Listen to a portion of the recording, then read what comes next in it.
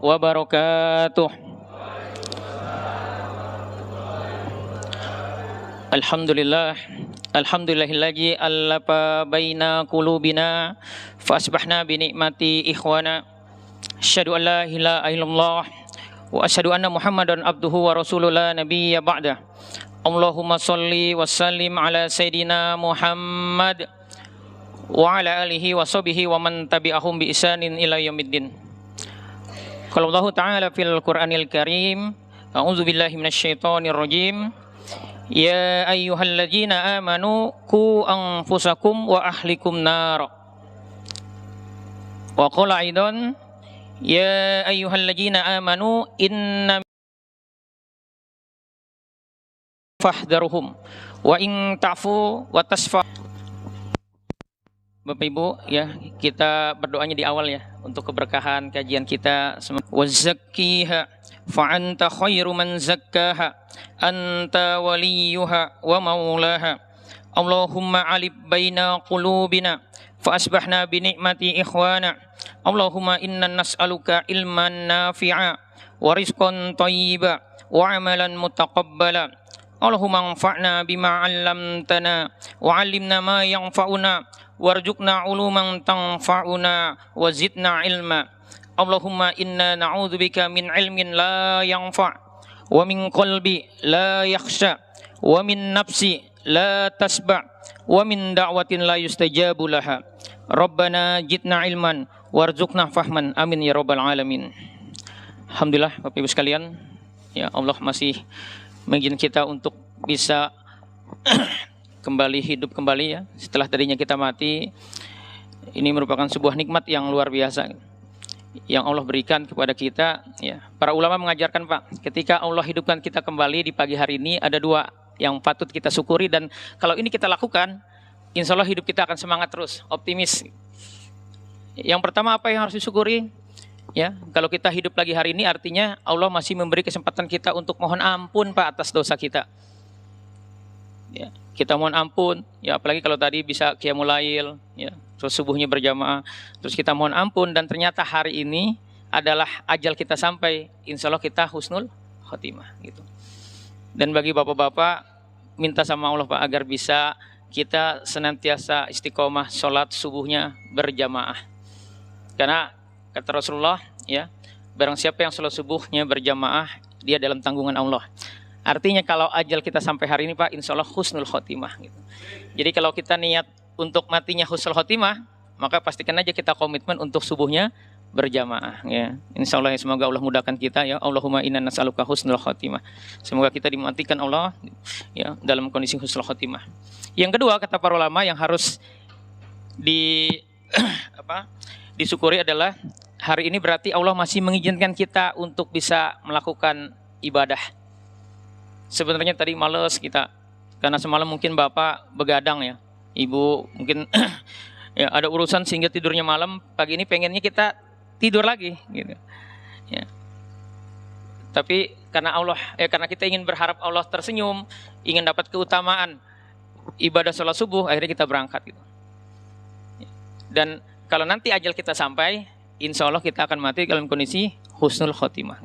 Jadi dua ini aja kita syukuri ketika kita masih hidup, berarti masih punya kesempatan mohon ampun, masih punya kesempatan ibadah, ya. Insya Allah itu akan memberikan motivasi buat kita, gitu. Karena ada jutaan orang di kuburan, Pak, Bu, ya, itu berdoa sama Allah. Apa doanya? Robbirji'un, ya Allah, tolong hidupkan saya lagi. Mau ngapain, Pak, dia minta hidup lagi, Bu? La'ali amlan sholihan fi ma taro, agar aku bisa ibadah, ya, yang dulu waktu hidup males, bete, ya, sering ribut, sehingga jadinya hidupnya jadi sempit, gitu. Artinya ketika kita hari ini bisa hadir di sini, dikasih kesempatan sholat subuh berjamaah, Masya Allah, ini nikmat luar biasa. Apapun masalah, ya, yang Bapak Ibu sedang hadapi hari ini, ya. Nah, spesial hari ini, ya, kita akan bahas tentang, sudah kelihatan, Pak, ya? Nah.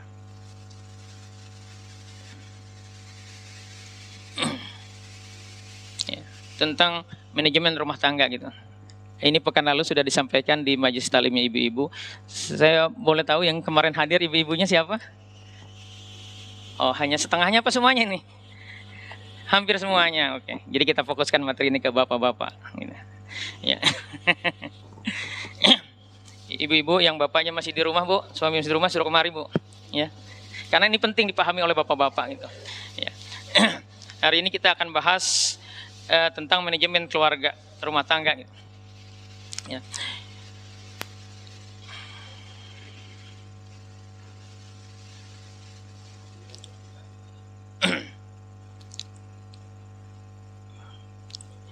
Ini slide-nya tampak Pak ya, bergerak Pak ya. Ya. Oke. Ya. Jadi keutuhan rumah tangga itu ya, keharmonisan rumah tangga itu memang harus diusahakan Pak. Dan ibadah terlama itu adalah masalah rumah tangga. Ya. Jadi penting bagi kita untuk memahami bagaimana kita bersikap ya dalam menjalani rumah tangga ini.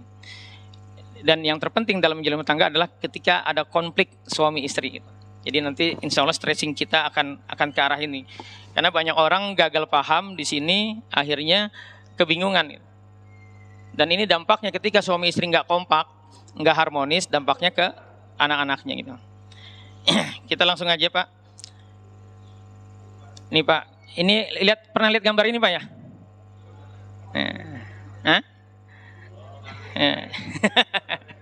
Iya, ini bukan ngantri minyak goreng Pak, tetapi ngantri untuk bercerai. Ya, ini di mana? Ini di Pengadilan Negeri di Kabupaten Soreang, ya di Kecamatan Soreang Kabupaten Bandung ini. Ya. Jadi di sana itu sehari ada 150 kasus perceraian. Ya. Ini waktu setahun yang lalu, setahun setengah yang lalu lah, ketika masa pandemi corona.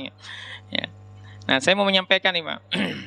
Ini ada data kasus perceraian dari Peradilan Agama seluruh Indonesia tahun 2017. Nah, jadi se-Indonesia tahun 2017 ada 450.000. Ya. Ini bisa di zoom. Nggak zoom Pak ya? Ke zoom nggak di layar ini? Ya, ke zoom ya.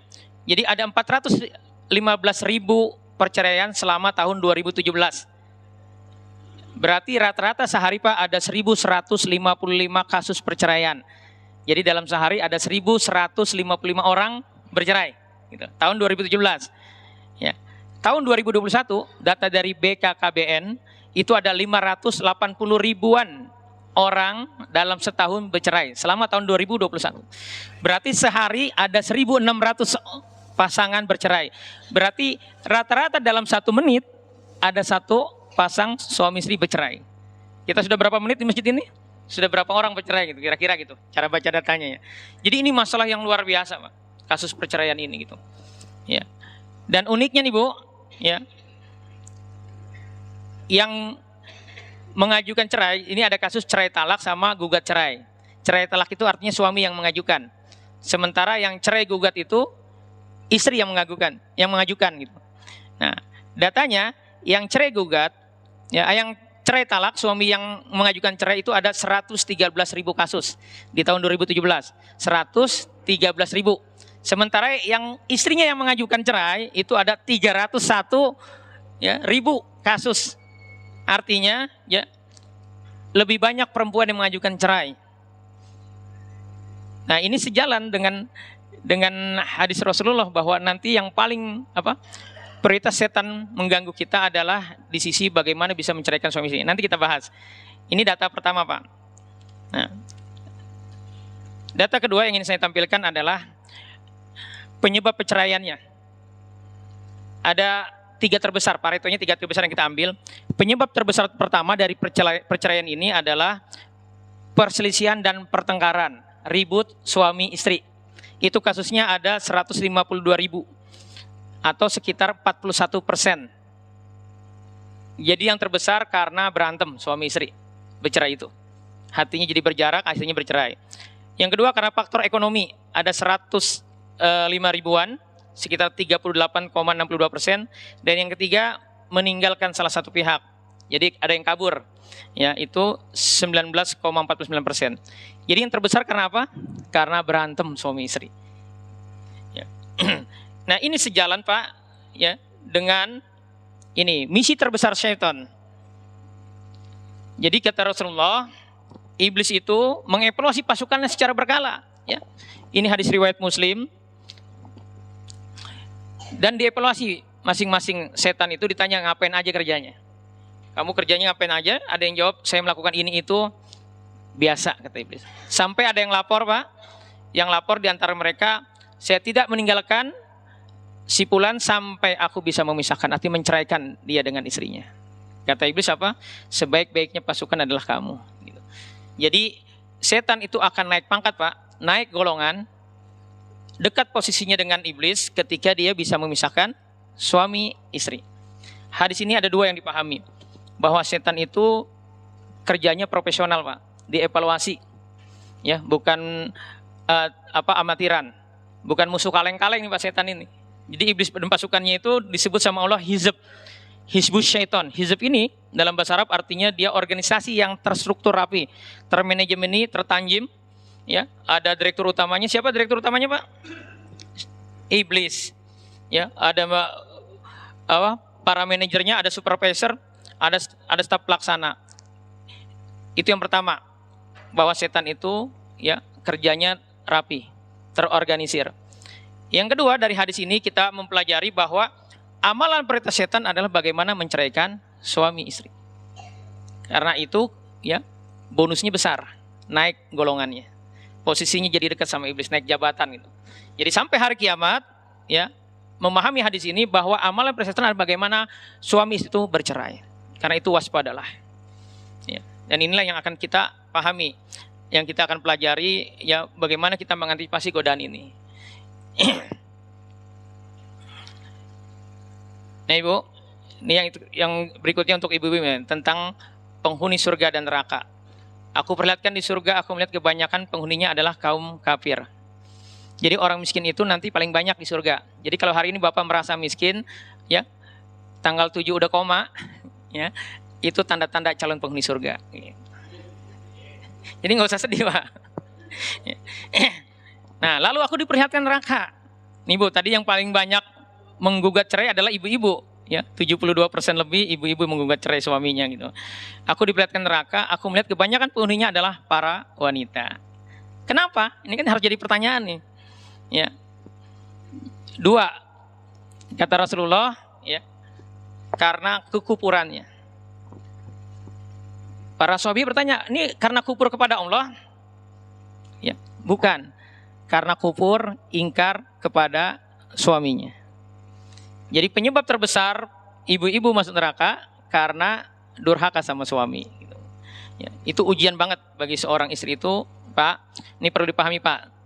Ya, saya bikin survei, ternyata yang paling membebani seorang istri adalah perilaku suaminya. Jadi kalau hari ini Bapak galak sama istri, Pak, siap-siap aja Bapak banyak masalahnya. Ya. Jadi kalau istri kita suka ngomel sama anak, ya, galak, itu tanda-tanda dia stres sama perilaku Bapak. Jadi kalau ada rumah tangga bermasalah, tertuduh utamanya adalah siapa? Suaminya. Dan kata Rasulullah, ketika ada perceraian, ya, suami istri, maka kata Rasulullah ada dosa di antara mereka. Gitu. Jadi dua-duanya punya kontribusi. Gitu. Nah, penyebab terbesar Bu, kenapa seorang ibu, seorang istri itu masuk neraka? Ya, kata Rasulullah, karena apa? Karena lisannya, mulutnya yang kasar. Ya, jadi dua hal ini Bu yang harus menjadi perhatian ibu-ibu. Ya, karena dua ini penyebab seorang wanita itu masuk neraka. Gitu. Ya. Ya, dan insya Allah pembahasan kita ya akan menggunakan metode terapi Quran. Gitu. Nah, saya mau menjelaskan sedikit tentang terapi Quran. Ya. Jadi kita itu Masya Allah Pak, kita satu-satunya umat yang diberi warisan oleh Rasulnya atas izin Allah. Ya, kata Rasulullah saat haji wada, taraktu fikum amroini in tamassaktum bihima lan tadilu abada. Kutinggalkan dua pusaka yang kalau kita berpegang teguh kepada dua hal ini, maka kita lan tadilu abada, tidak akan sesat selamanya, akan bahagia di dunia, bahagia di akhirat. Apa itu? Kitabullah wa sunnati, Al-Quran dan sunnah Rasulullah. Jadi kalau kita berpegang teguh kepada Al-Quran, kepada sunnah, insya Allah kita akan bahagia gitu. Ya, jadi terapi Quran itu adalah bagaimana menjadikan Quran itu sebagai syifa dan solusi masalah kehidupan. Jadi Quran ini kitab yang penuh keberkahan. Kata Allah, salah satu fungsi Quran itu adalah sebagai syifa. Di surat Al-Isra ayat 82 Allah katakan, ya, A'udzubillahi minasyaitonirrajim. Bismillahirrahmanirrahim. Wa nunazzilu minal Qur'ani ma huwa syifaa'u wa rahmatul lil mu'minin wa la yazidu zalimina illa khasara. Dan kami turunkan Al-Qur'an itu dia adalah penyembuh. Jadi bukan obat, Pak, tapi penyembuh. Jadi pasti sembuh. Wa rahmah, ya, dan penolong, solusi lil mu'minin, bagi yang yakin. Jadi syarat pertamanya kita harus yakin dulu. Dan sebagai seorang beriman kita wajib yakin terhadap isi Al-Quran gitu. Karena dia adalah hudalin nas, petunjuk hidup. Yang kedua, dia adalah syifa. Jadi kata Allah tadi di surat Al-Isra 82, Quran itu adalah syifa dan solusi bagi masalah kehidupan kita. Jadi kalau kita ingin menyelesaikan masalah, Pak, jangan pakai teorinya orang kafir. Pakailah Al-Quran gitu. Nah, terapi Quran, ya, yang pertama bagaimana kita mengobati penyakit kita dengan Al-Quran, ya, karena Allah sendiri yang bilang bahwa Quran itu adalah syifa. Yang kedua adalah bagaimana menyelesaikan permasalahan kita, ya, dengan Al-Quran. Dan Al-Quran itu kata Allah, ya, ini menjawab doanya Nabi Ibrahim. Jadi Nabi Ibrahim ini berdoa apa? Ada tiga misi Rasulullah terhadap Al-Quran. Ini di surat Al-Baqarah 129, Nabi Ibrahim berdoa, Rabbana wab'as fihim rasulam minhum yatlu alaihim ayatihi wa yu'alimuhumul kitaba wal hikmah wa yuzakkihim innaka antal azizul hakim. Jadi Nabi Ibrahim berdoa minta sama Allah, ya Allah, utuslah untuk mereka seorang rasul dari kalangan mereka yang akan pertama tugasnya misi terhadap Quran ini permintaan Nabi Ibrahim, membacakan kepada mereka ayat-ayat Al-Quran. Yang kedua apa? Mengajarkan mereka kitab, mengajarkan ilmu. Yang ketiga apa? Mensucikan jiwa-jiwa manusia. Nah, sama Allah dijawab, Pak.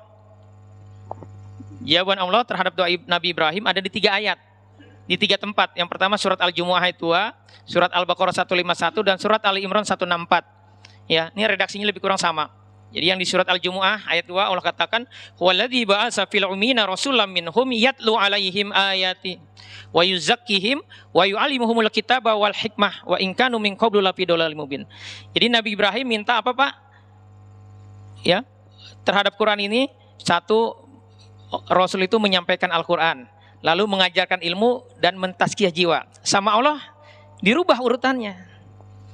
Misi Rasulullah terhadap Quran itu yang pertama adalah menyampaikan Al-Quran. Yang kedua apa? Wa yuzakkihim, membersihkan jiwa kita, ya. Yang ketiga baru mengajarkan ilmu. Ini struktur ini, Pak. Ini kalau kita dalamin, ini bukan kebetulan. Jadi intinya yang mau disampaikan, kalau kita ingin menyelesaikan permasalahan kita, kalau belajar ini kan keluhan orang-orang yang seusia Bapak Ibu ini kan kalau belajar kayaknya susah nangkap gitu, ya. Dulu anak kita bagus waktu SD, kenapa begitu SMP di pesantren nggak mau lagi di pesantren? Jadi masalah. Ini terjadi, Pak, kenapa? Karena ada masalah di jiwanya, gitu. Dan Allah mau kalau kita mau belajar itu bersihkan dulu jiwanya, kira-kira seperti itu. Nah, terapi Quran itu sarana tawazun dan tasfiyah. Orang itu, Pak, akan bermasalah kalau dia tidak tawazun. Maksudnya apa sih? Tidak tawazun? Ini, ya. Tidak memperbaiki pola pikir, orientasi hidup dengan senantiasa mengikuti Quran dan hadis. Orang itu akan salah dalam bersikap ketika dia tidak tahu rumusnya. Contoh, Pak, kalau istri ngomel, Pak, ya, bawaannya pengennya apa, Pak? Senyum gitu, ya, ya, pengennya kan ngebalas gitu, Pak. Padahal kata Allah, Pak, tadi di surat yang saya bacakan di awal tuh, ya ayyuhalladzina amanu inna min azwajikum wa auladikum aduwwalakum fahdharhum. Orang beriman, ya, sesungguhnya di antara istri-istrimu, anak-anakmu itu akan ada yang jadi musuh bagimu. Jadi ujian terbesar buat bapak-bapak itu adalah siapa? Keluarganya, istrinya terutama, Pak. Ya. Bapak-bapak mau berangkat kerja ribut dulu, semangat gitu, Pak. Saat kerja pasti masalah. Gitu. Jadi ujian terbesar bapak-bapak juga istri dan siapa? Dan anaknya. Ya. Tetapi kalau kita wa intafu mau memaafin atas pahu, ya. Kalau kita mau maafin, tidak marah-marah, Pak. Wa taghfiru, ya, tidak menghukumnya, tidak memberikan sanksi, fa innallaha ghafurur rahim.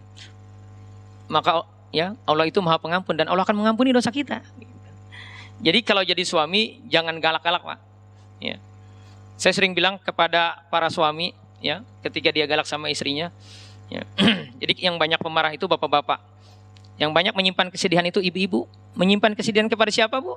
Pertama perilaku suami, yang kedua perilaku anak, yang ketiga mertuanya. Jadi ujian besar, ya, bagi seorang ibu, seorang istri itu ketika, ya, dia bersama mertuanya. Tapi tidak semua orang nih, Bu. Ya, tapi memang faktanya, surveinya, ujian terbesar seorang istri itu, ya, selain suami dan anaknya adalah perilaku mertuanya, gitu. Ya. Apa kata Allah? Kalau istri kita punya masalah, anak kita masalah, maafin, maka Allah akan ngampunin dosa kita. Ya. Jadi bisa dipahami Pak ya. Jadi banyak suami itu salah bersikap terkait dengan tawazun ini ketika dia tidak paham konsepnya. Gitu. Ya.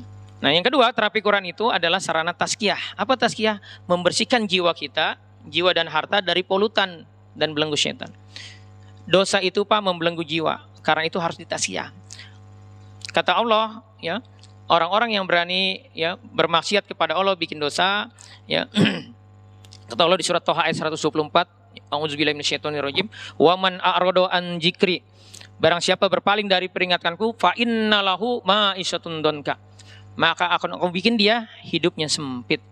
Jadi kalau hari ini kita merasakan kesempitan, masalah, ya, seolah-olah hidup kayak lingkaran setan, evaluasi aja, ada dosa apa kita sama Allah, gitu. Dosalah yang bikin hidup ini menjadi beban. Berat mau ngapain aja, mau ibadah berat, ya, masalah nggak selesai-selesai kalau kita ada dosa sama Allah.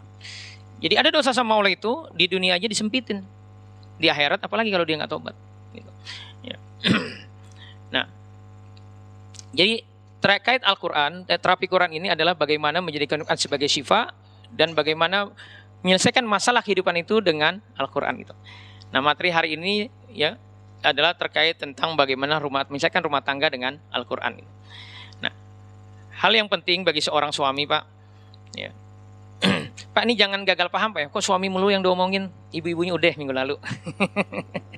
Kemarin juga, ya biasanya kalau ngasih kajian di ibu-ibu tuh komplain, Ustaz kok istri melulu yang disalahin gitu. Karena jamaahnya ibu-ibu. Saya ngomongin tentang bapak-bapak juga percuma gitu.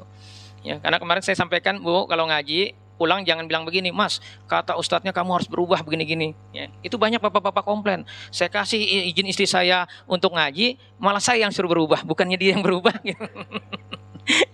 Kesel kan Pak? Kalau istri pulang ngaji malah kita yang disuruh berubah gitu. Ya. Nggak masalah Bu, Masya Allah nih, memang Al-Mujadid mah beda gitu. Jadi sukses nih Pak Haji Widi nih sebagai ketua DKM. Ya. Jadi terkait rumah tangga ini Pak, ya, kunci sukses berumah tangga itu kata Allah, ya, ya ayyuhalladzina amanu qu anfusakum wa ahlikum nar. Jadi hai orang beriman, jagalah dirimu dan keluargamu dari api neraka. Ini harus dipahami Pak. Karena itu kita penting memahami, ya, visi kehidupan kita. Untuk apa sih sebenarnya kita hidup? Kita paham ya, wa ma khalaqtul jinna wal insa illa liya'budun. Tidak diciptakan jin dan manusia kecuali untuk ibadah. Tetapi kita harus paham visinya. Apa visi kehidupan kita? Ini Pak yang harus, ya, kita pahami. Banyak orang gagal paham di sisi ini, akhirnya salah dalam bersikap. Jadi kriteria sukses versi Allah itu Pak, kata Allah di surat Ali Imran ayat 185, A'udzubillahi minasyaitonirrajim, kullu nafsin dha'iqatul maut. Jadi Masya Allah ayat ini. Allah mulai dengan mengatakan, mengingatkan kita bahwa kita pasti mati. Berbekalah. Setiap kita pasti mati. Ini kan saya lihat wajah-wajahnya wajah-wajah senior semua ini. Ya, artinya Pak, kemungkinan tidak sampai setengahnya lagi dari usia kita masih bisa hidup. Nah, kesempatan ini dimanfaatkan benar-benar. Bagaimana kita bisa mencapai kriteria sukses versi Allah. Nah, ayat ini dilanjutkan. Wa innama tuwaffawna ujurakum yaumal qiyamah, dan hanya di hari kiamat sajalah disempurnakan balasan dari amal-amal kebaikan kita. Jadi jangan gagal paham, saya udah sering ngaji, sering ikut kajian, tapi hidupnya kok gini-gini aja. Pernah dengar Pak kalimat itu? Ya. Ini gagal paham, seolah-olah ibadah itu untuk dunia, enggak, ibadah itu untuk akhirat, Pak. Ya. Jadi jangan berharap dunia. Nah, berikutnya Allah jelaskan nih kriteria suksesnya. Famang zuhziha 'anin nar. Barang siapa nanti saat matinya enggak kena api neraka, enggak kena siksa kubur, enggak kena api neraka, wa udkhilal jannah, jadi bisa langsung masuk surga tanpa melalui neraka dulu, ya. Faqad faz, dia orang keren kata Allah. Orang sukses. Apapun capaian dunianya. Bisa jadi dia di dunianya mungkin masih ngontrak rumahnya. Tetapi ketika dia fokus bagaimana dia dan keluarganya tidak kena api neraka, dia memperhatikan perilakunya, menjaga ketaatannya. Jadi sabar dalam ketaatan kepada Allah, sabar untuk tidak bermaksiat kepada Allah, sabar dengan takdir hidupnya, ridho maksudnya, dengan takdir hidupnya, ya nggak ngeluh. Ya. Dia itulah orang-orang yang sukses kata Allah. Jadi dirubah mindsetnya, Pak. Ya Bu, ya. Karena tadi penyebab kedua terbesar, yang pertama kan karena berantem, yang kedua karena faktor ekonomi. Jadi seperti apapun kondisi ekonomi kita, insya Allah itu adalah yang terbaik. Takdir kita sekarang ini Pak adalah yang terbaik dari Allah. Dan yang namanya hidup itu pasti diuji. Yang namanya hidup pasti diuji. Dan ujian itu ada dua jenis. Ada yang enak dan ada yang tidak enak. Ada yang enak. Nah, kalaupun itu tidak enak, kata Allah tenang aja. La yukallifullahu nafsan illa usaha. Kita tidak akan diuji kecuali pasti sanggup. Ini ayat, Pak. Pasti bekerja. Jadi coba Bapak evaluasi ini. Dulu nggak pernah ngalamin yang Bapak sempit hatinya karena sebuah masalah, ya 5 tahun yang lalu, 10 tahun yang lalu, bahkan sebagian orang pengen mati aja karena ujian itu. Coba sekarang Pak, masih sempit dengan masalah itu? Pasti enggak. Artinya apa? Bisa dilalui. Saya banyak nanganin orang-orang yang ditinggal Bu, suaminya, ditinggal kabur sama suaminya, ya itu punya anak, ya ada yang lebih dari 2, ada yang 3, ada yang 4. Tetapi hari ini, ada yang udah 16 tahun yang lalu, 20 tahun yang lalu, hari ini semua anak-anaknya bisa S1. Ini kalau pakai logika gimana? Ya. Jadi setiap masalah itu pasti bisa kita selesaikan. Dan setan bermain di sini supaya Bapak baper, gagal paham. Ya, tidak ahsanu amala, tidak bersikap terbaik. Ya. Jadi pastikan ini dipahami. Ya. Ini kenapa saya jelaskan di awal, karena akan mudah bicara kalau kita sudah paham ya arah kehidupan kita gitu. Jadi jangan sibuk habiskan waktu kita ya hanya sekedar bagaimana mencari nafkah, mengumpulkan harta, tapi bagaimana kita menyiapkan akhirat kita, menyiapkan rumah kita sebenarnya. Lalu ayat ini dilanjutkan, wa mal hayatud dunya illa mata'ul ghurur. Dan kehidupan dunia itu tidak lain adalah kesenangan yang menipu, yang memperdaya. Ya. Ini fisik kehidupan. Misinya gimana misinya? Nih Pak, ini penting bagi kita nih. Ya. Kata Allah di surat Al-Asr. Kata Imam Syafi'i, andaikan Allah tidak menurunkan tidak menurunkan Al-Quran kecuali surat ini, maka surat ini sudah cukup menjadi petunjuk bagi umat manusia. Jadi kata Allah, wal asr, demi masa, innal insana lafi husr. Sesungguhnya manusia itu hidup tapi rugi. Nah kata Allah ada 4 syaratnya kalau nggak mau rugi. Pertama apa? Ilal ladzina amanu. Kecuali dia iman, yakin kepada Allah. Jadi pastikan kita adalah orang-orang yang yakin akan janji-janji Allah, ya, yakin kepada Allah. Tapi yakin aja nggak cukup, harus wa'amil solihat, harus melakukan amal soleh. Ya. Dan amal soleh itu juga tidak cukup.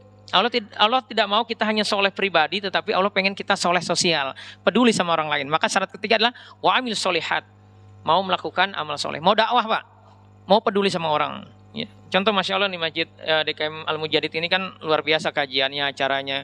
Ini bagian dari kepedulian kita sama masyarakat agar orang terus terupgrade keilmuannya gitu. Karena orang akan bermasalah ketika dia tidak paham ya tentang, tidak punya ilmu artinya, ketika dia jahil atau bodoh. Jadi mau peduli, mau berdakwah. Jadi jangan hidupnya rumah kantor. Nah, kalau seperti ini siap-siap aja masalah. Jangan berpikir kalau Sabtu Minggu jatahnya jalan-jalan ke mall. Enggak seperti itu hidup itu. Allah pengen kita peduli sama orang lain. Gitu. Apalagi kalau usia Bapak sudah 40 tahun. Ya. Jadi 40 tahun batas kita harus berkontribusi buat masyarakat. Gitu. Hidup itu harus seperti itu. Jadi kita hidup itu bukan untuk jadi kaya, ya, bukan untuk bagaimana didecak kagumin orang, tetapi bagaimana kita memberi kebermanfaatan. Apapun itu. Dan setiap kita diberi talenta, diberi bakat oleh Allah untuk bisa berkontribusi. Gitu. Ya. Lalu yang keempat syaratnya apa? Kalau kita ingin hidup itu tidak rugi, watawassaw bis sabr. Sabar, Pak. Sabar ini kata kunci gitu.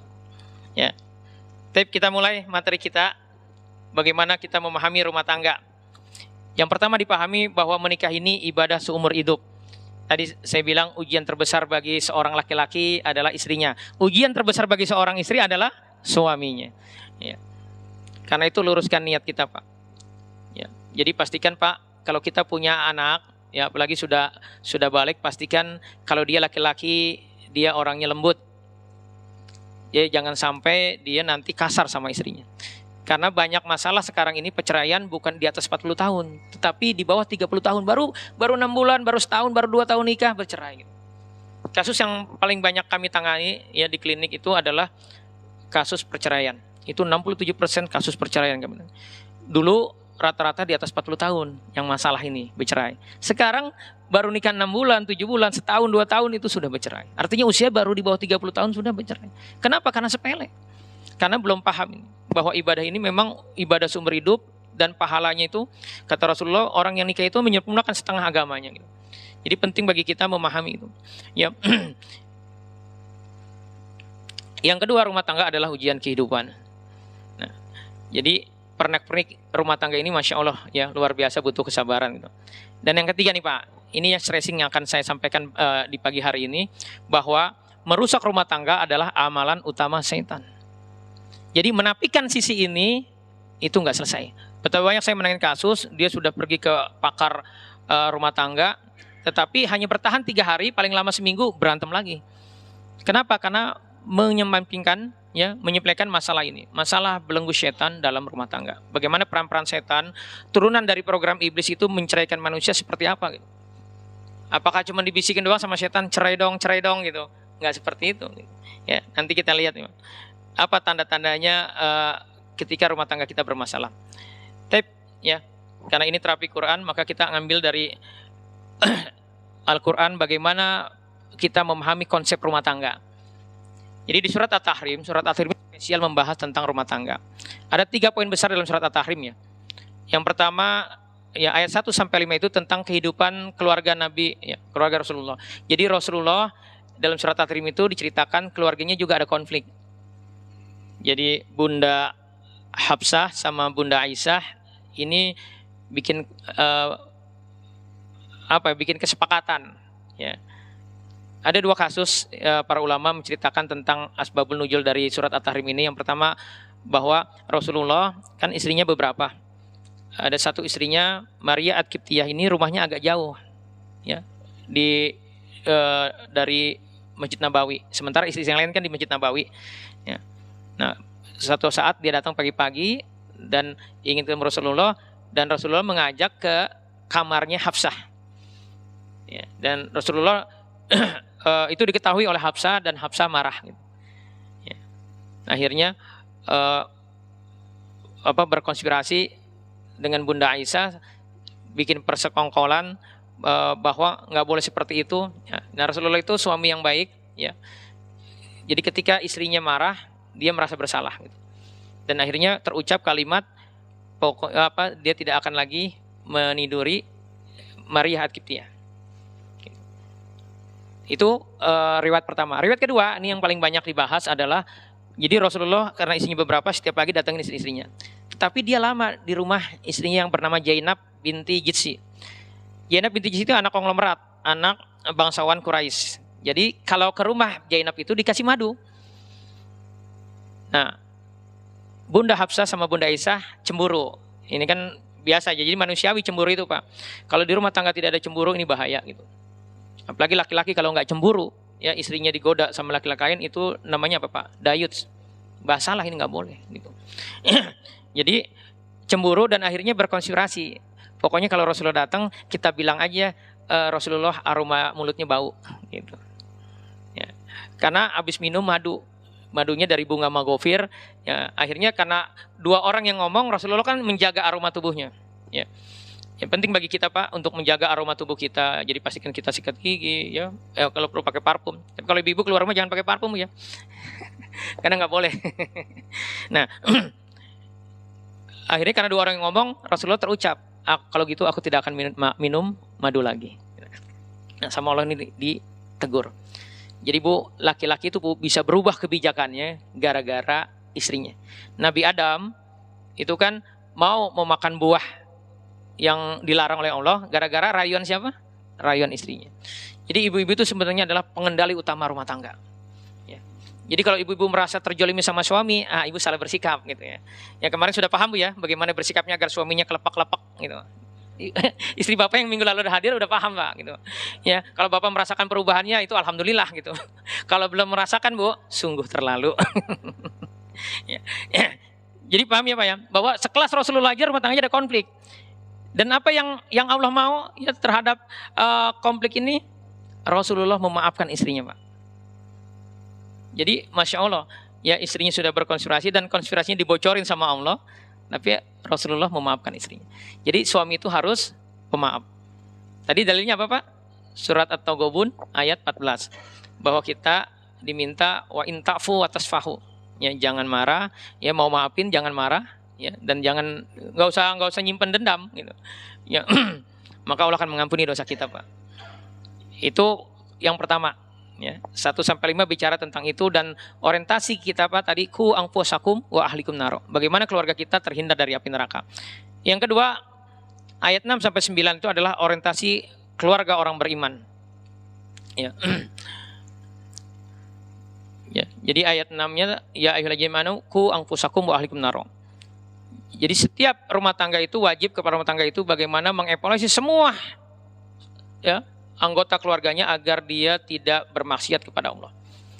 Dan kalau itu pun terjadi, ya kata Allah di surat At-Taghabun itu, ya kita disuruh taubatan nasuha. Jadi rumah tangga yang baik itu Pak harus ada unsur evaluasi diri, unsur bertaubat kepada Allah. Karena sangat mungkin dalam sebuah rumah tangga itu ada kemaksiatan yang terjadi. Ketika Bapak membiarkan ya istri Bapak ya misalkan tidak berhijab, ya, membiarkan anak-anak kita melakukan hal-hal yang dilarang. Ya, atau anak kita biarkan orientasi atau fansnya adalah orang-orang kafir. Nah, ini bahaya, potensi bahaya buat rumah tangga kita. Gitu. Ini yang kedua ayat 6-9. Nah, pelajaran yang ketiganya adalah pelajaran dari istri Nabi Nuh dan Nabi Lut. Ya. Ayat 10-12. Jadi ada 4 perempuan. Ini 4-empatnya perempuan yang Allah jadikan contoh. 2 contoh yang tidak baik, istri Nabi Nuh sama istri Nabi Lut. Mereka berkhianat kepada suaminya Bu, ya, durhaka sama suaminya. Dan contoh yang kedua yang kebaik adalah Bunda Asyah, istri Firaun, dan Bunda Maryam.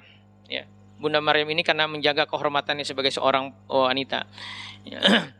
Saya tidak detilkan ini, ya, karena ibu-ibu kemarin sudah paham. Saya langsung masuk aja ke masalah utama. Ya, nanti slide ini akan saya bagikan. Ya. Jadi ini peringatan bagi para suami ya dari Allah di surat At-Taghabun ayat 14 Pak ya. Jadi jangan marah-marah, maafin aja kalau istri kita salah gitu. Jadi kalau istri kita bermasalah, anak kita bermasalah, maka tertuduhnya di sisi Allah adalah suami, para ayah. Hah? Oh nggak tampil? Oh, sekarang tampil?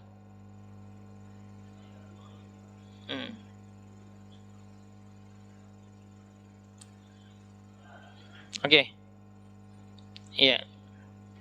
Nah, nanti ini dibaca aja peran suami dan istri. Nah, saya ingin detilkan bagaimana jika terjadi konflik dalam rumah tangga. Kita kenali tandanya, pahami penyebabnya, dan cari solusinya. Ini Pak, tanda masalah dalam rumah tangga kita. Yang pertama, sering bertengkar dengan pasangan. Jadi kalau ada kalimat, biasa kali rumah tangga sering berantem, nah ini hati-hati, ini sebuah pemikiran nih. Itu sebuah tanda Pak. Kenapa? Pak pernah lihat orang berantem Pak, suami istri berantem. Kita pelakunya gitu. Ya, jaraknya cuma hanya 1-2 meter, ngomongnya pelan-pelan apa keras-keras Pak ngomongnya Pak? Keras-keras. Kenapa? Karena dalam persepsi si suami maupun persepsi istri, pasangan itu sudah jauh, sudah berjarak. Jadi orang yang sering berantem, suami istri berantem itu hatinya berjarak. Ini bahaya. Saya mau tanya ke Bapak-Bapak, kalau kita berantem Pak dengan pasangan kita itu masalah prinsip apa masalah sepele Pak? Sepele. Jadi hati-hati, di situ ada permainan setan. Ya. Padahal ngajinya ya Sabtu Minggu full kajian gitu. Tetapi masalah sepele bikin kita marah. Nah, ini perlu dievaluasi kenapa kita seperti ini gitu. Ya. Jadi ketika kita Pak sering bertengkar, ini hal yang penting kita pahami. Ada perangkap setan di situ. Ya. Jadi saya akan menjelaskan proses awal kehidupan suami istri. Pertama, melakukan dosa atau maksiat. Atau penyebab utama kita bermaksiat Pak adalah karena kita melakukan hal-hal lagwi. Apa hal lagwi? Hal-hal yang tidak ada manfaatnya buat akhirat kita. Misalkan nonton sinetron bareng atau nonton debat politik gitu. Awalnya nonton ya, niatnya pengen ngumpul bareng, tapi nontonnya nonton hal-hal yang nggak ada manfaatnya buat akhirat kita. Ya, nonton sinetron, nonton film, itu awal dari kita bermaksiat kepada Allah. Selalu ya, kita pasti melakukan hal lagwi dulu, hal yang sifatnya sebenarnya boleh, tapi nggak ada manfaatnya buat akhirat kita. Dan orang beriman itu dilarang sama Allah, walladzina 'anil lagwi muridun. Dan jangan melakukan hal-hal yang tidak ada manfaatnya buat akhirat kita. Sayang Pak, karena waktu kita itu berharga gitu. Nah, awal dari lagu itu akhirnya membuat kita akhirnya melakukan dosa. Nonton debat politik, akhirnya kita sama istri beda pendapat. Nah, ini hati-hati. Kalau sudah seperti ini Pak, kalau kita lihat istri kita sudah ngegas nih ngomongnya, atau kita lihat suami kita udah ngegas, ibu tahan. Sabar aja dulu.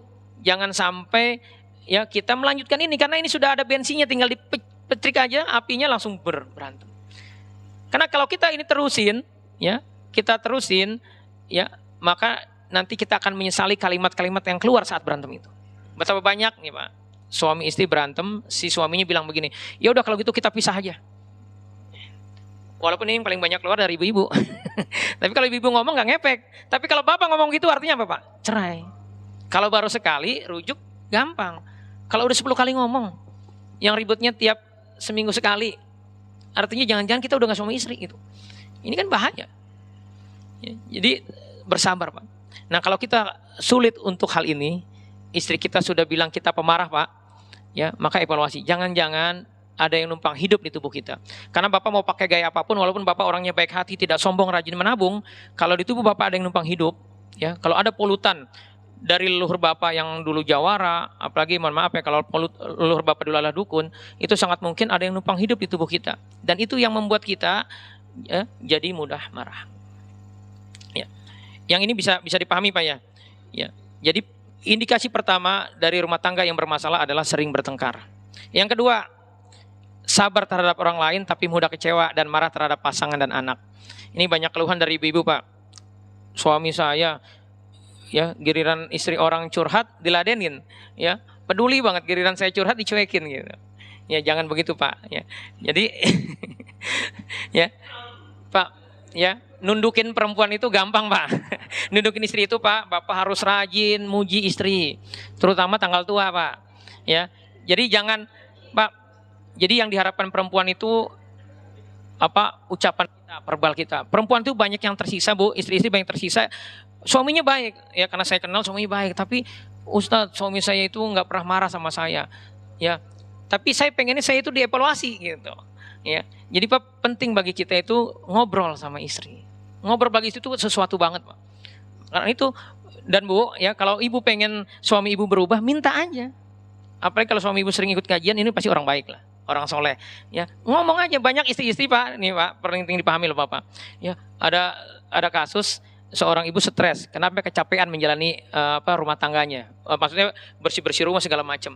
Lah emang ibu kan punya anak 2 perempuan udah besar gitu, 1 SMA 1 kuliah. Ibu nggak minta bantuan sama suami ibu, sama ibu?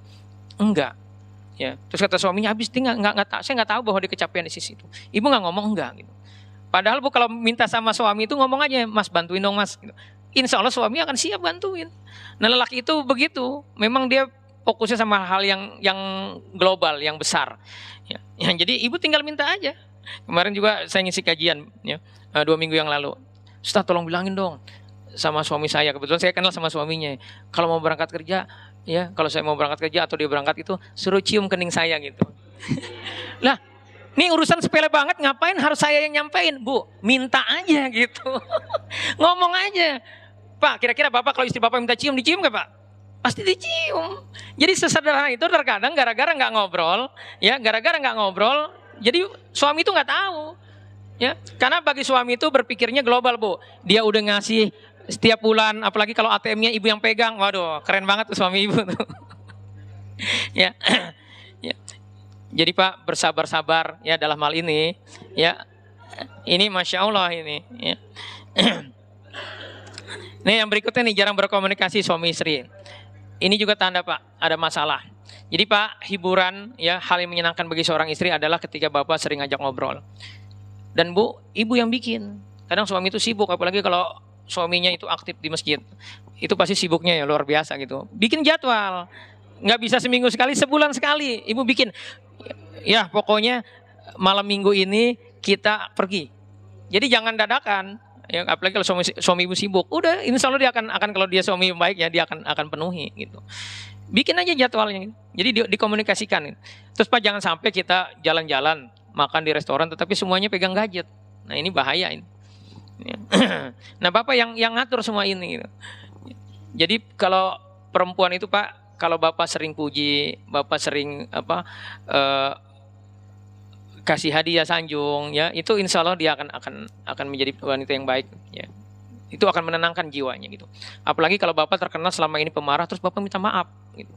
Ya banyak ibu-ibu itu curhat ke saya, nangis, Ustadz, alhamdulillah suami saya akhirnya mau minta maaf, gitu. Karena bagi laki-laki itu Pak, gengsi mau minta maaf.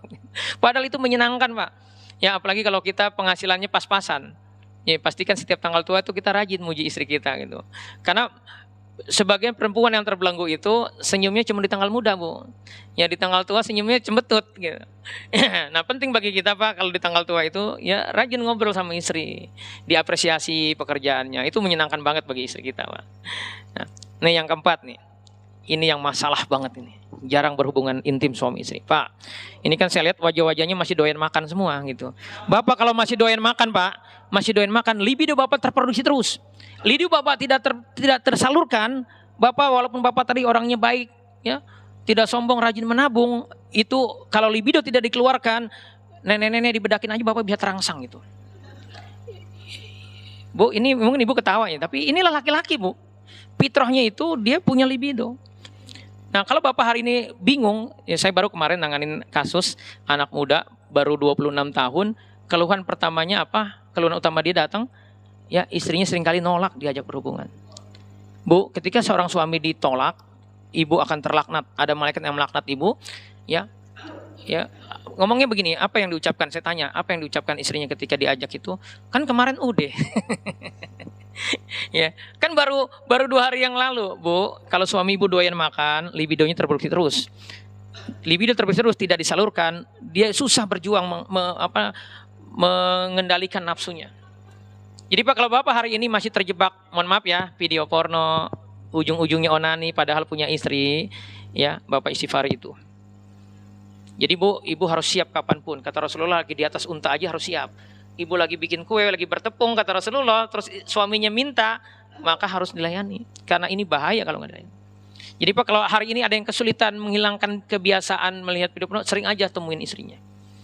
Insya Allah itu selesai. Lelaki Bu kalau libidonya tersalurkan dia akan tenang, ya dia akan tenang, ya dia akan fokus dalam bekerja. Jadi ini sebenarnya masalahnya sepele, ya kalau kita paham bahwa fitrah itu harus disalurkan, bukan dilawan. Ya siapapun Bapak akan kejebak.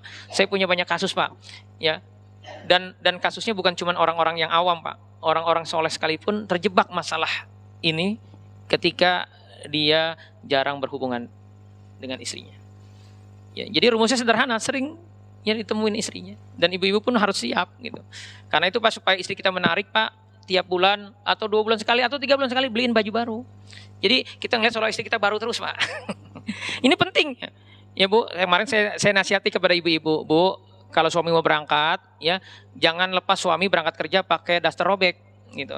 Ya, pastikan ibu sudah dandan, ya sudah dandan cantik. Karena suami ibu masuk ke kantor itu saingan ibu adalah wanita-wanita yang sudah dandan. Ya, jadi Pak minta istri kita dandan.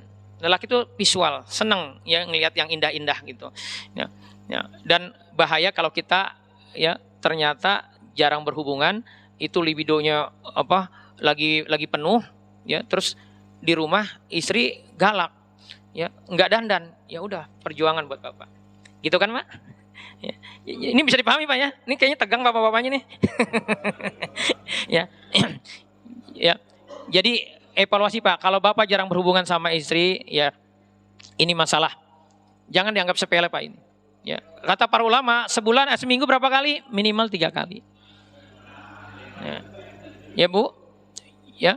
Jadi dibikin, jadi gini Pak, ini kan ini senior rata-rata senior nih ya, ya. Mumpung kita masih hidup Pak, udah berdamai dengan istri, berdamai dengan suami, jalani hidup ini yang indah Pak. Jadi suasananya seolah-olah Bapak pengantin baru terus gitu, sehingga semangat Pak. Kalau Bapak sering berantem ya dengan istri, Itu kan seringnya masalah sepele. Maka dampaknya nggak berkah keluarga Bapak. Anak-anak tidak akan terurus. Bapak penghasilan berapapun, ini evaluasi yang sering berantem ya. Penghasilan berapapun pasti kurang. Kenapa? Karena nggak berkah. Gara-gara apa? Sering ribut. Orang berantem itu ucapannya lembut apa kasar biasanya? Kasar. Orang kasar itu Pak, banyak ke orang soleh tapi pemarah. Banyak. Orang pemarah itu, ya. Jadi indikator keimanan kita itu di akhlak Pak.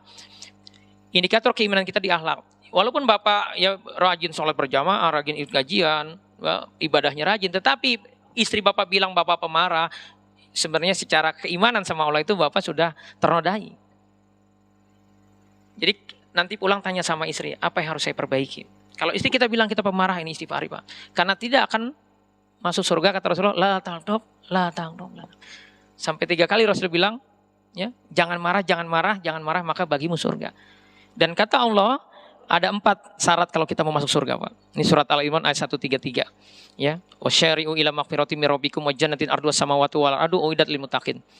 Kita diminta segera taubat, memperbaiki diri kita, hadiahnya surga seluas langit bumi diberikan kepada orang bertakwa. 4 ini dilakukan. Syaratnya mau masuk surga itu kata Pak Allah. Yang pertama, alladzina yunfikuna fis syara'i wad dharra. Yang mau ya berimpak, berbagi di kala lapang maupun sempit. Jadi senang berbagi orang yang masuk surga itu. Yang kedua, wal kadziminal ghaidh, mampu menahan marah. Yang paling banyak pemarah itu laki-laki. Kalau ibu-ibu kebanyakan menyimpan kesedihan. Jadi waspada di sisi ini. Jadi kalau kita sudah dianggap oleh anak istri kita Pak pemarah, waspada Pak. Ya, jangan gagal paham. Kita seringkali decak kagum dengan amal-amal kita. Tapi istri kita, anak-anak kita menganggap kita pemarah. Ini bahaya. Karena syarat masuk surga kata Allah tidak pemarah, mampu menahan marah. Terus yang ketiga nih Pak, wal afina 'anin nas, mau memaafkan kesalahan orang lain. Ya, mau memaafkan kesalahan, jangan dendam. Ya, ini kebanyakan yang menyimpan kesedihan, menyimpan kecewaan itu adalah ibu-ibu gitu. Bapak evaluasi hari ini, ada gak dendam sama orang? Ciri kita menyimpan dendam itu Pak, ketika masalah itu dibicarakan lagi padahal sudah 5 tahun yang lalu, Bapak masih sedih, masih marah, masih kesel, apalagi bilang begini nih, pokoknya saya nggak mau ketemu dia lagi. 7 turunan, itu bahaya, nggak boleh. Memutus silaturahim itu, apalagi masih famili, masih saudara, apalagi saudara kandung, ya orang yang memutus silaturahim itu nggak berkah hidupnya. Dibalas di dunia, kalau dia nggak tobat dibalas di akhirat. Ada 2 yang bikin masalah hidup ini. Yang pertama durhaka sama orang tua, yang kedua apa? Memutus silaturahim. Ya. Ya. Itu yang ketiga. Wal afina 'anin nas, mau memaafkan kalian. Yang keempat, kata Allah, waladzina idza fa'alu fahisyatan aw zalamu anfusahum dzakarullah fastaghfiru li dzunubihim. Kalau bikin dosa, buru-buru istighfar. Pagi ini bikin dosa, jangan nunggu asar Pak, karena malaikat itu shiftnya di 2 waktu, di asar sama di subuh gitu. Jadi kalau kita ribut pas suami istri ini, jangan nunggu besok pagi aja lah minta maaf ya. Jadi jangan tidur sebelum kita damai. Karena nggak prinsip Pak, rata-rata pertengkaran kita itu. Jadi jangan pakai ego Pak. Ya kalau Bapak tipenya misalkan kata istri pemarah, mau nggak Pak Bapak punya anak perempuan? Ini logika yang biasa saya kasih kepada seorang suami yang pemarah. Mau Pak kita punya anak perempuan Pak, terus mantu kita galak sama anak kita, sedih gak kita Pak? Sedih pasti. Nah bayangin juga mertua kita pasti sedih kalau kita galak sama istri kita. Ya. Jadi hidup itu indah, ya berdamailah. Udah bikin hidup ini jadi senang, fokus bagaimana persiapan akhirat kita, fokus bagaimana menyiapkan anak-anak kita agar anak-anak kita itu saat kita mati mereka mau doain kita. Dan itu hanya bisa terjadi bagi keluarga yang suami istrinya harmonis. Gitu. Ya. Nih, selanjutnya sering bermimpi berhubungan intim, dan yang keenam senang masturbasi. Ini bahaya, ini tanda masalah. Dan ini yang jarang dibahas dalam permasalahan rumah tangga. Ya. Kita hanya bahas biasanya sisi-sisi kulit. Ini pastikan Pak ya tidak ada dalam rumah tangga Bapak. Gitu. Kalau Bapak sudah terhasrat, udah buru-buru temuin istri. Ya. Jadi kata Rasulullah kan kalau kita dalam perjalanan tertarik ngelihat wanita yang bukan mahram kita misalkan terangsang, segera pulang kata Rasulullah, temuin istri kita. Itu lebih aman buat kita. Gitu. Tapi kita lanjutkan bagaimana penyebab masalah rumah tangga ini apa? Yang pertama karena jahil Pak, kurang ilmu. Jadi dalam sepekan hidup kita Pak, jangan semuanya urusannya rumah kantor. Tapi Masya Allah kalau DKI Al-Mujadid ini Masya Allah ya, Sabtu Ahad kajian. Jadi orang akan bermasalah kalau dia jahil, kurang ilmu, nggak tahu bagaimana caranya bersikap gitu. Karena itu pentingnya ngaji di sini. Ya. Yang kedua adalah dosa dan maksiat. Ya, kata Rasulullah, kalau ada rumah tangga bercerai, itu ada dosa di antara mereka. Dosa itu bikin sempit hidup kita. Ya. Jadi tinggal Bapak ya evaluasi. Terus merasa lebih baik atau ujub, sombong dengan pasangan. Nah, ini masalah nih. Bu, fenomenanya sekarang ini banyak ibu-ibu, istri itu lebih dominan kepada suaminya.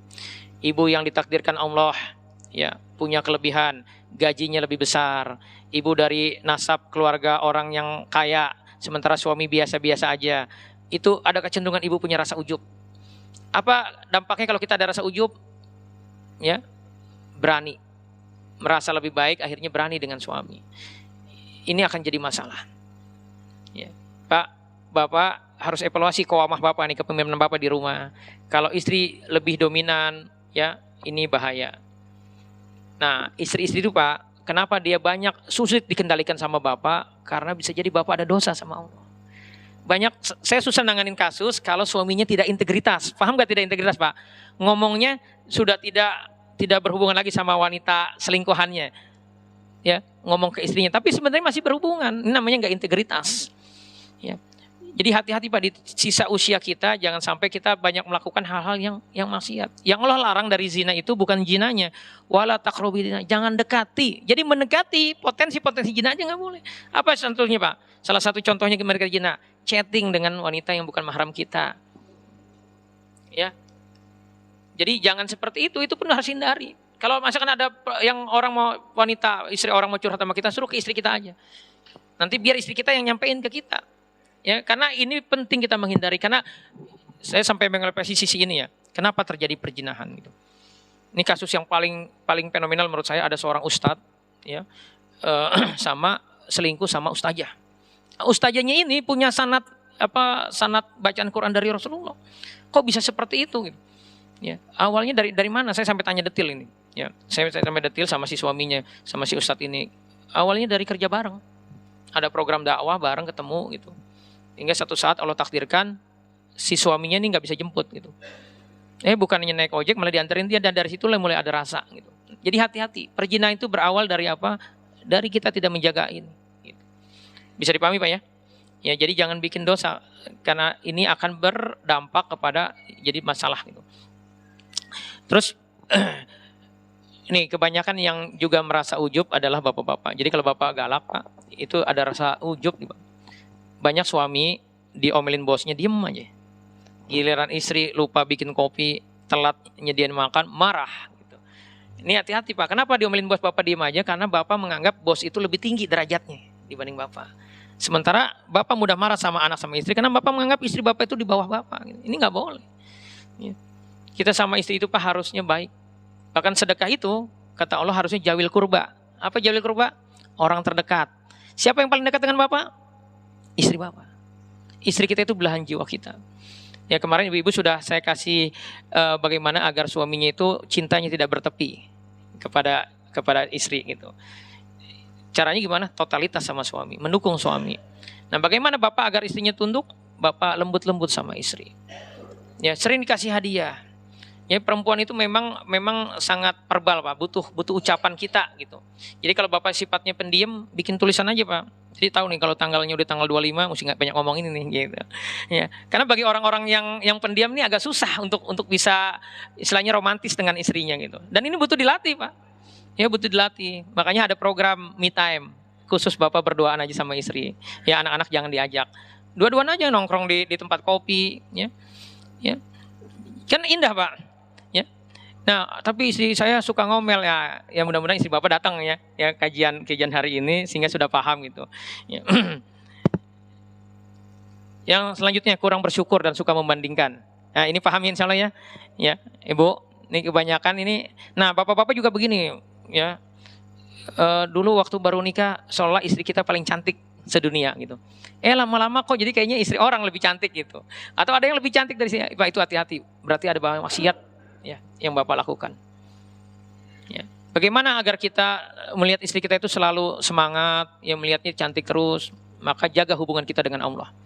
Ya, isbari. Dosa terbesar laki-laki itu di mana Pak? Di matanya. Jaga pandangan kita, godul basar. Dosa terbesar ibu-ibu di mana, Bu? Di mulutnya. Makanya kalau bapak-bapak lagi sedih, kecewa, ya, apa yang dipegang? Matanya. Kalau ibu-ibu, kalau lagi sedih nangis, yang dipegang apa? Mulutnya. Coba aja perhatikan. Karena disitulah dosa terbesar kita, Pak. Di mata kita, ibu-ibu di mulut kita. Berikutnya menyimpan kekecewaan terhadap pasangan. Ini hati-hati nih Pak nih. Ya, ini memang kebanyakan di ibu-ibu. Tapi kemarin sudah paham ya. Ya, jadi jangan menyimpan kekecewaan. Jadi setiap kita pasti punya kekurangan, setiap kita punya kelebihan. Kemarin saya bilang ke ibu-ibu Pak, ibu-ibu itu ahli sejarah. Suaminya bikin kesalahan 13 tahun yang lalu masih ingat mas. Ya ibu-ibu itu ahli sejarah Pak. Ya, jadi mainnya main perasaan. Maka penting bagi bapak ya harus menjaga perasaan ini. Caranya gimana? Sering dipuji. Ya. Bu, ya kalau suami ibu pernah punya salah, ya ingat kebaikan-kebaikannya. Karena kita itu pasti punya kekurangan, pasti punya kelebihan. Jangan berpikir pasangan kita itu malaikat yang dia tidak ada kekurangan. Gitu. Ya, jadi fokus saja kepada kebaikan. Nanti kita detailin ini ya. Ya, saya mau sampaikan dulu penyebabnya nih. Jadi jangan ada kita menyimpan kekecewaan terhadap pasangan. Terus tidak direstui orang tua. Jadi kalau bapak hari ini nikah, dulu orang tua, mertua bapak nggak setuju dengan bapak, ya kalau masih hidup segera minta persetujuannya Pak. Karena 95% data yang saya punya itu kemungkinan besar bercerai. Ya, kemungkinan akan masalah, nggak berkah. Karena itu bagi bapak, ibu, bapak harus dekat dengan anak perempuan bapak, Pak. Bapak harus sering puji anak perempuan bapak. Jalan bareng kalau perlu. Kalau lihat anak perempuan kita ternyata ketus, ya paham Pak ketus Pak ya? Gampang marah, ini bahaya. Kan kita nggak senang kan kalau istri kita gampang marah Pak. Maka anak perempuan kita didik supaya dia lembut.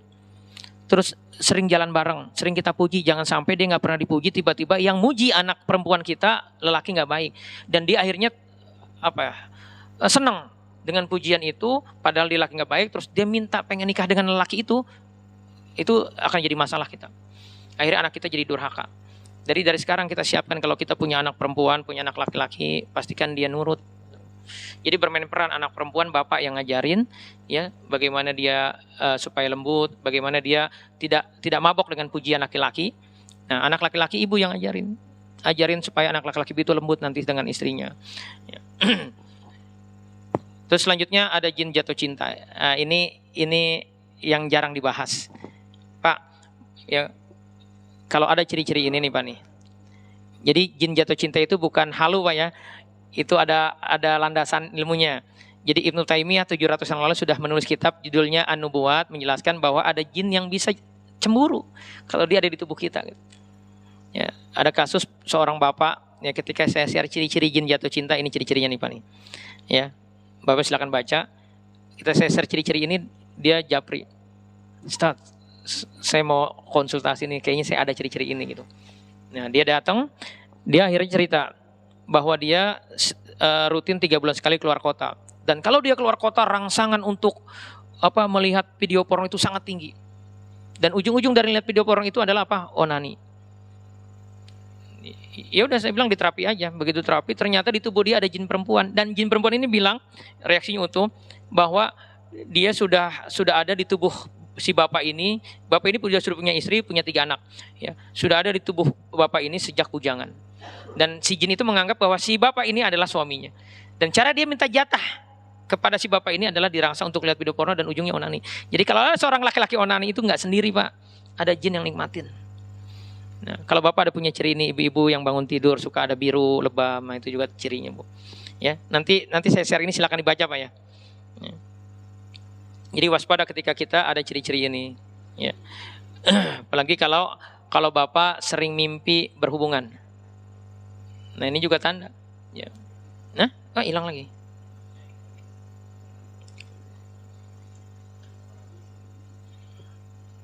Nah, kemarin saya sudah jelaskan nih Pak, ciri wanita yang ada jin jatuh cintanya biasanya kalau haid suka sakit. Jadi kalau ada perempuan Bu yang haidnya sakit, ini patut dicurigai. Ya. Terus keputihan, bisa jadi ada miom atau kista. Ya. Terus keguguran. Kalau ada istri kita pernah keguguran Pak, itu potensi ya, dia ada. Nanti saya share juga ciri-cirinya ya supaya bisa dilakukan checklist. Karena Bapak berjuang, Bapak walaupun ngajinya seminggu sekali, ya. Tapi kalau ada yang numpang hidup di tubuh kita, setengah mati kita berjuang sulit, Ma. Kita akan terus jadi pemarah, kita akan terus menyimpan kesedihan, curigaan terus, Bu, sama suami. Kalau di ibu ada jin laki-lakinya, di bapak ada jin perempuan. Terus kalau kita sering sakit kepala, ya, pusing, baik vertigo maupun migrain, ya, sudah diobatin nggak sembuh-sembuh, nah ini sebuah patut dicurigai, ya.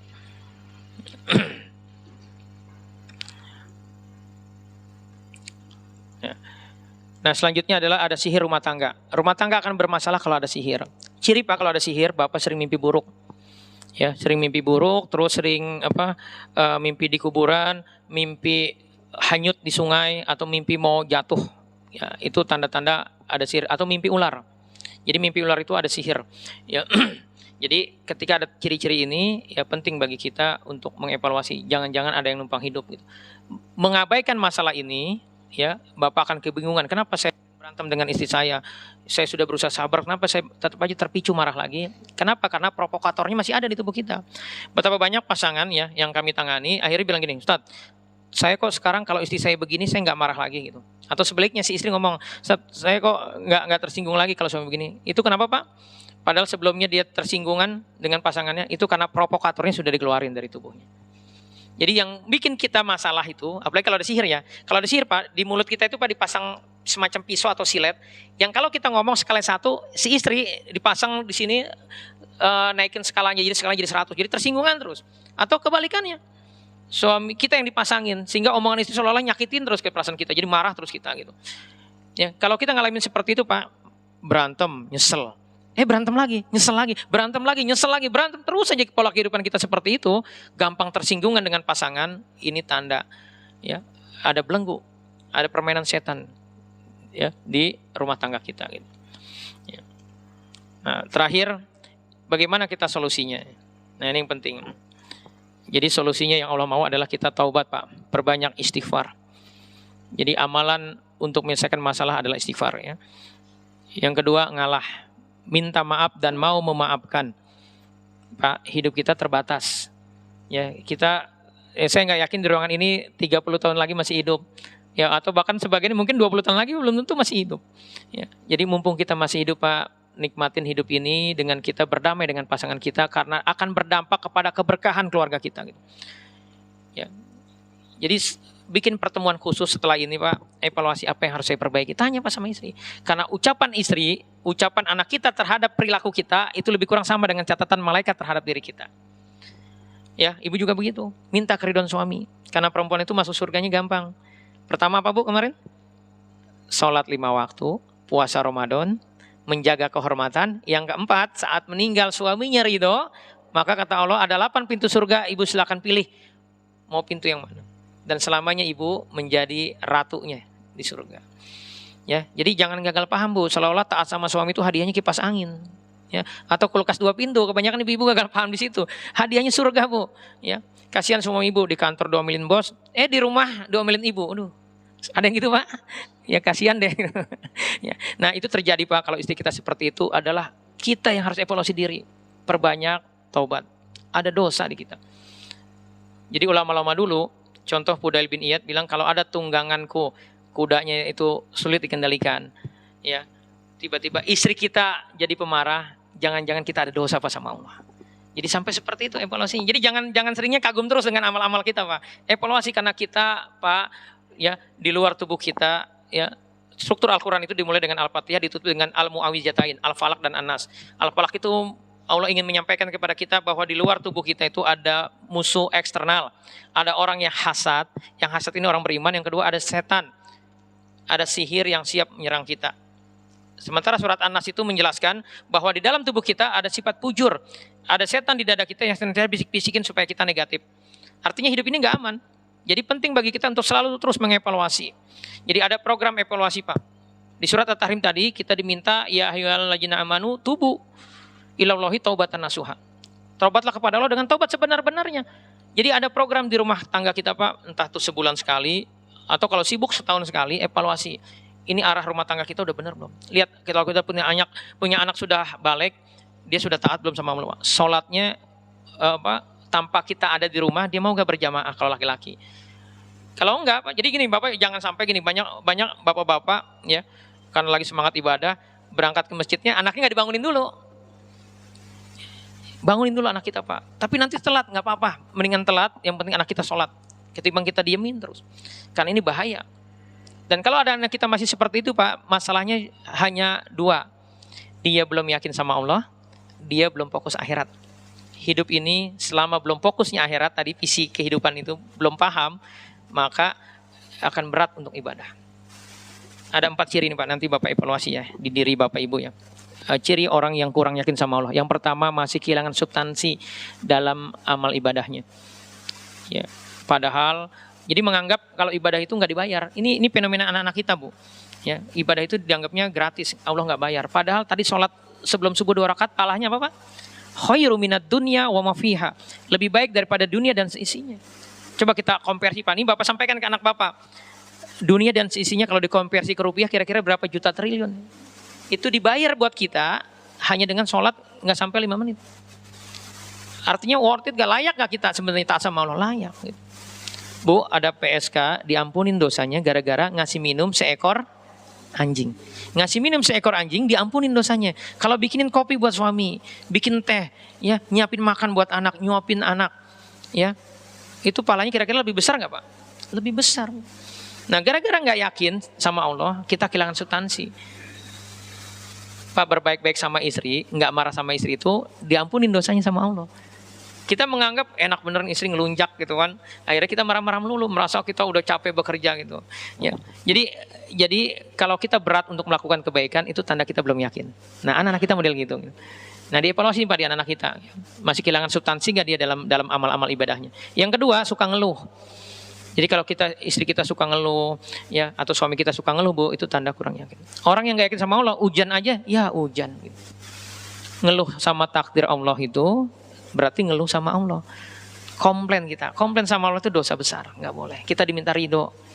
Ada 3 amalan Pak yang Allah balas, ya, itu kata Rasulullah tidak bisa ditimbang oleh mizannya Allah. Yang pertama, ini tidak bisa ditimbang karena saking besarnya pahalanya. Yang pertama adalah puasa Ramadan. Yang kedua adalah ridho dengan takdir Allah. Jadi nggak usah ngeluh, karena takdir itu pasti terbaik. Jadi dalam Islam itu, ini akidah Pak ya, tidak ada yang kebetulan, termasuk pertemuan hari ini. Bahwa saya harus hadir di sini, kita akan ketemu, Bapak akan mendapat materi ini semua sudah tertulis 50.000 tahun sebelum langit dan bumi diciptakan. Orang yang tidak memahami ini akan mudah kecewa. Ya, apalagi kalau kita pakai prinsip NLP. Neo Linguistic Programming, we are what we think. Kita berdasarkan apa yang kita pikirkan. Ini batil Pak ya, konsep ini. Ya, jadi jangan kita begitu. Kita itu tergantung apa yang Allah mau. Kita hanya diminta ridho. Bapak akan susah untuk sabar kalau Bapak nggak ridho. Ya, ingat Pak, hidup ini ujian. Rumah tangga itu ujian. Kalau hari ini istri Bapak cerewet, itulah ujian Bapak. Dan jangan diomelin, jangan dilawan dengan apa? Dengan marah lagi gitu. Jadi ridho itu akan membuat kita sabar. Ya. Jadi pahala yang terbesar yang kedua, ridho dengan takdir Allah. Yang ketiga Pak, jangan denda, mau memaafin kezoliman orang lain. Kezoliman orang lain itu siapa Bu? Suami ibu, mertua ibu, ya, tetangga ibu. Kezoliman orang lain siapa Pak? Tetangga kita, ya, bos kita. Udah maafin aja. Karena nggak penting, kalau kita nyimpen ruginya 2 kali. Rugi terjolimi, rugi kehilangan pahala. Ya, itu yang kedua. Yang ketiga, yang ciri orang kurang yakin sama Allah nih, pastikan Pak. Ya, jangan ada riya. Gitu. Riya itu apa? Ibadah karena pengen didecak kagumi. Moto orang riya itu, pahala dari Allah kalah keren dengan decak kagum orang lain. Gitu. Jadi hati-hati nih. Ini kesannya sepele, tetapi kalau ada di kita, jadi setiap kita mau lakukan aktivitas Pak, apa sebenarnya nafsu yang mendorong gitu, yang mendorong kita ke sini. Jangan sampai ibu-ibu nafsu datang ke sini, maksa suami datang hari ini karena pengen suaminya, pokoknya jadi tunduk biar ya. Nah itu hati-hati. Termasuk begini Bu nih, termasuk jangan kita punya niatan di hati melayani suami, ya, niatnya supaya suami jangan sampai ke lain hati kepada kita aja. Itu udah salah niat Bu. Niatnya karena Allah. Paham Bu ya? Termasuk itu juga Pak. Kita jangan sampai bekerja niatnya untuk apa? Untuk menumpuk harta. Agar bagaimana kita kaya. ya setiap akhir tahun bisa jalan-jalan ke luar negeri, itu salah orientasi itu. Ya, itu hati-hati. Ya, kalau kita niatnya aktivitas apapun niatnya dunia, siap-siap aja kecewa. Ya, salah satu yang bikin hidup ini jadi nggak pernah merasa puas, ya, nggak ridho dengan takdir Allah karena kita punya salah niat. Yang keempat, ciri orang yang kurang yakin adalah malas berdoa. Evaluasi Pak. Kita misalkan hari ini punya 4 aktivitas. Harusnya kita berdoa sebelum atau sesudah subuh, berdoa, ya Allah saya pengen hari ini pengen kesini.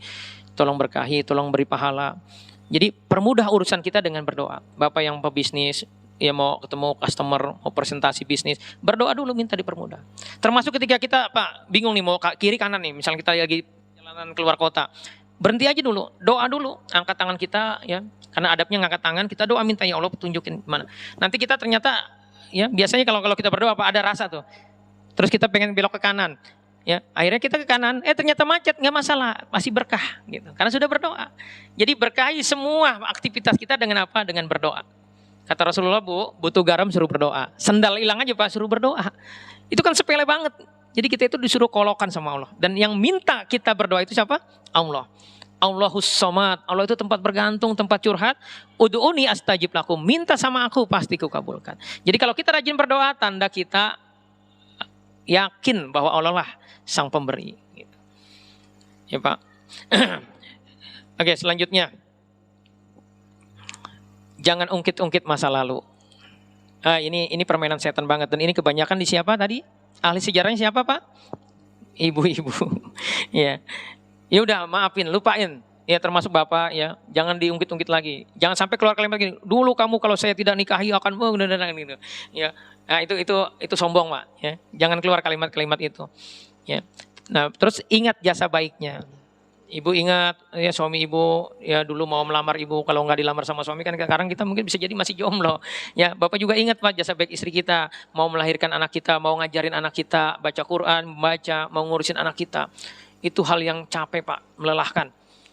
Karena itu tadi saya sering kali sampaikan, hibur istri kita dengan apa? Dengan dipuji, ya, dengan dipeluk, dicium, dielus Pak.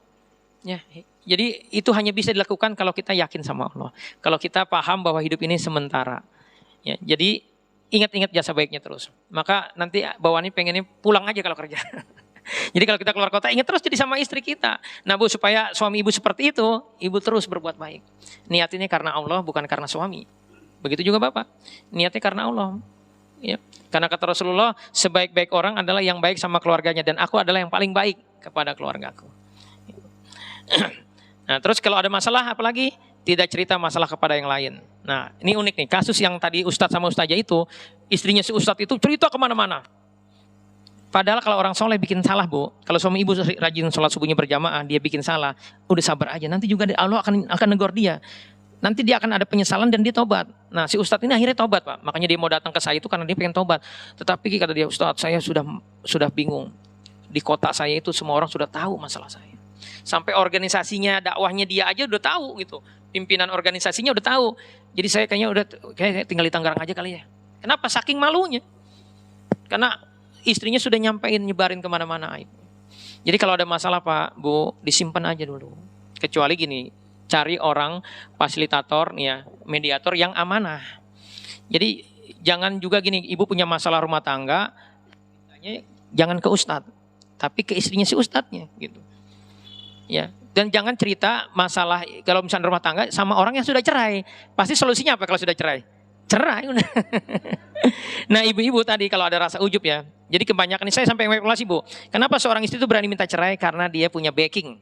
Backingnya apa? Kerjaannya, punya duit. Yang kedua keluarga besarnya. Jadi hati-hati Bu. Kita kalau minta cerai urusannya hanya karena dunia, ya suami misalkan sudah tidak bisa lagi cari nafkah, itu hati-hati Bu. Nanti kita akan kena hukuman Allah. Ya. Halo? Ya. Insya Allah bisa pahami ya. Ya. Jadi cari mediatornya yang aman dan netral. Jadi kalau Bapak mau curhat, Ibu mau curhat, cari mediator yang memang bisa dipercaya, memang dia bisa menyelesaikan masalah, boleh cerita. Tapi Bu, sekali lagi izin suami. Gitu. Nah Pak, kalau ada masalah di rumah tangga kita, Bapak yang paling harus dominan mengevaluasi diri, bukan istri. istri kita adalah korban dari perilaku kita. Ini tolong dipahami Pak. Jadi kalau hari ini kita komplain istri saya cerewet segala macam, nah itu tanda Bapak nggak paham bahwa Bapak lah penyebab dia seperti itu gitu. Ya Pak ya? Paham Pak ya? Jadi nundukin istri itu gampang, deketin aja sama Allah kita Pak. Ya, Bapak pengen nundukin anak Bapak, deketin Allah. Jadi di Quran itu di surat Al-Kahfi ada ucapan Nabi Khidir, wa kana abuhuma solehan. Kenapa Nabi Khidir mau memperbaiki rumah dua anak yatim itu? Karena ayah dari dua anak yatim ini adalah orang soleh. Dan kata Ibnu Katsir bukan ayah kandung, maksudnya bukan ayah di atasnya, tetapi 4 generasi di atasnya, kakek buyutnya. Kesolehan kakek buyutnya menyebabkan Allah ridho menolong kita. Jadi kalau kita pengen Allah ridho dengan istri kita, dengan anak kita Allah jaga, maka deketin Allah. Jadi ketaatan itu Pak, dampaknya apa? Kehidupan kita hayatan thayyiban gitu. Jadi Masya Allah. Tapi kalau saya lihat sih orang-orang yang sering datang kajian subuh begini, Masya Allah ini tanda-tanda Pak. Semoga Allah beri kita husnul khotimah. Ya. Terus solusi berikutnya adalah lakukan tazkiyah. Jadi kalau kita sudah terindikasi ada yang numpang hidup, ada jin di tubuh kita Pak, Bapak harus selesaikan. Jadi nanti pulang dari sini diskusi, ada gak ciri-cirinya di istri kita, di anak kita. Bapak susah mengarahkan istri, mengarahkan anak, ya, ibu juga susah untuk bisa berdamai dengan suami ketika ada jin di tubuh kita. Jadi penting lakukan tazkiyah, ya. Terus yang berikutnya adalah ikut program kajian rutin. Ini Masya Allah di sini ada sepekan sekali ngaji. Ini Masya Allah, Insya Allah jariah buat pengurus nih, ya. Banyak yang berubah, terinspirasi dengan kajian-kajian di sini, Masya Allah itu. Tapi mungkin itu yang bisa saya sampaikan. Ya, ini akan lebih efektif kalau ada dialog gitu. Tapi saya nggak tahu biasanya sampai jam berapa kajian ini, ya. Ya, billahi taufiq. Assalamualaikum warahmatullahi wabarakatuh.